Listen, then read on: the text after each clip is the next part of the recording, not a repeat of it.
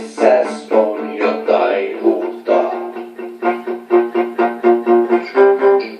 Onpa kiva pitkästä aikaa jutella. Vaikka en tunne enää sinua, koska me ei olla enää me. Ostetaan jollain jollekin toiselle, sä et kuulu enää mulle. En lähde en peräsi enää kävele, koska me ei olla enää me. Saattaa kotiin, mutta en pääse enää susille.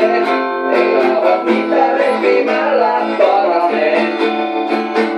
Joten käänny ja kävele, koska me ei olla enää me. Marraskuun viima vasten puhaltaa.